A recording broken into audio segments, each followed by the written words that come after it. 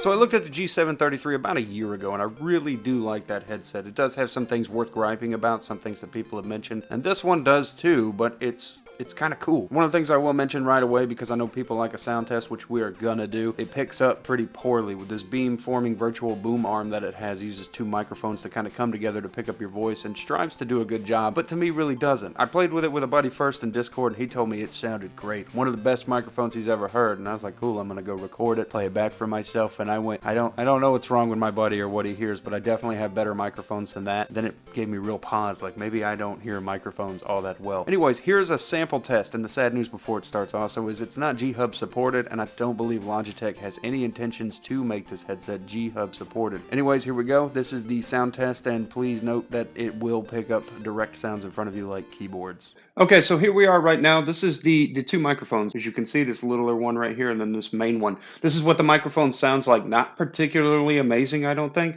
and especially if you have things directly in front of you. So it's pretty good at canceling things behind you, but not so much directly in front of you. So now what I'm going to do is turn and type at the keyboard and continue to talk to you as well so that you can hear what that sounds like. Hello, Jimmy. My name is Matt, and I'm just going to type things while I am saying them out loud. That way you can hear me typing. I'm not wow, this is more difficult than I thought. I'm going to read back my sentence to you now. Hello, my name is, and I saying them out louder than.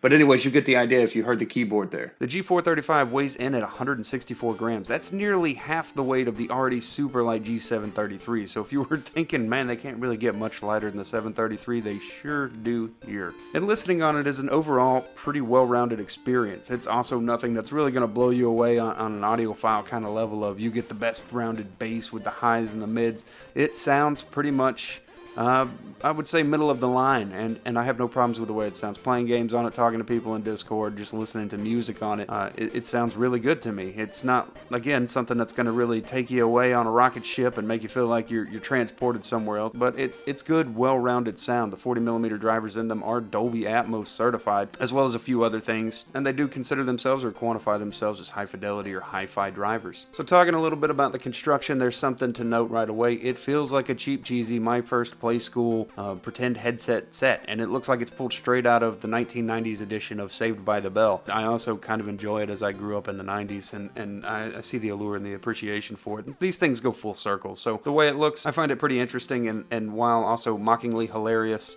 somewhat satisfying. Lacking in this as well as the friendly voice alerts. Battery 90%.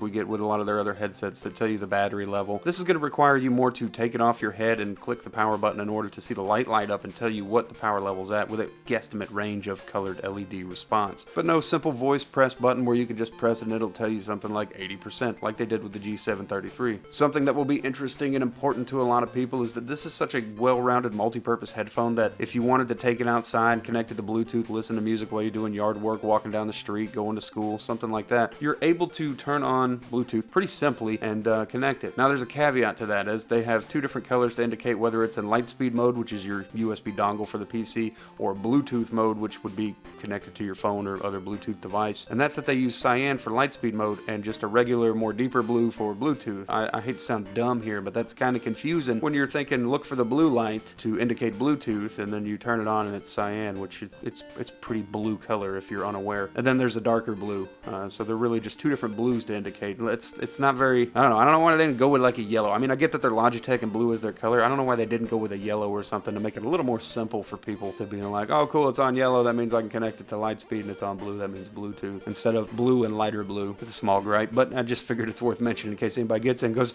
it's not connecting, it's on blue. Check it, there's another blue. Now while it feels kind of like this cheesy plastic design, it overall really does feel super comfortable, and I didn't think that they'd really be able to top the comfort of the G733, which I find to be a particularly overly comfortable headset already. They've used the same kind of circumaural design with the same memory foam ear pads on the G435, with the same sort of lightweight plastic design, and a headband that causes no discomfort to me. You're supposed to get up to 18 hours of charge. I haven't pushed it to its limits. I did stay up very lazily one night playing with a buddy for about 12 hours, and I had no issues with the battery dying. No LED lights on the headset will help preserve that battery life to some degree, and it's safe to assume that they were able to kind of slim down the battery size to help shave off some of that weight, though I really don't think saving saving weight here was a necessary thing. It's really light, and that's cool, but it's almost like they're going for the goal of being the lightest headset in the world at this point. Somewhat unnecessary because it was already, the design with the 733 was already super comfortably light.